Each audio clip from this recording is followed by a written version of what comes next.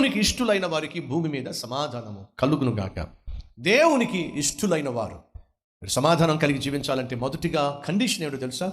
మీరు దేవునికి ఇష్టులై ఉండాలి. ఎవరు దేవునికి ఇష్టలు? ఆయన చిత్తము చేయువారే దేవునికి ఇష్టలు. ఇదిగో నీ తల్లి, నీ సహోదరి, నీ సహోదరులు వచ్చారు అని చెప్పి యేసయ్యతో అంటే, ఎవరు నా సహోదరి, ఎవరు నా తల్లి? నా తండ్రి చిత్తము చేయువారే నా తల్లి, నా సహోదరి, నా సహోదరుడు. మనం మన కుటుంబ సభ్యులను ప్రేమిస్తాం. సాధారణంగా మన ఇంట్లో ఉన్న వారిని మనం ప్రేమిస్తాం.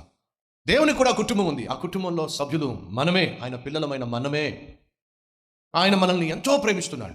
ఆయన అంటున్నాడు, ఎవరు నా తండ్రి చిత్తము చేస్తారో వారే నా తల్లి, వారే నా తండ్రి, వాళ్ళే నా పిల్లలు, వాళ్ళే నా సహోదరి, సహోదరులు. సో మొదటిగా మనం సమాధానం కలిగి జీవించాలి అంటే దేవునికి ఇష్టలుగా జీవించాలి. దేవునికి కష్టాన్ని మనసులో, దేవునికి ఆయాసాన్ని పుట్టించి, దేవునికి వేదన పుట్టించే వాళ్ళు ఈ భూమి మీద సమాధానంగా జీవించడం సాధ్యం కాదు.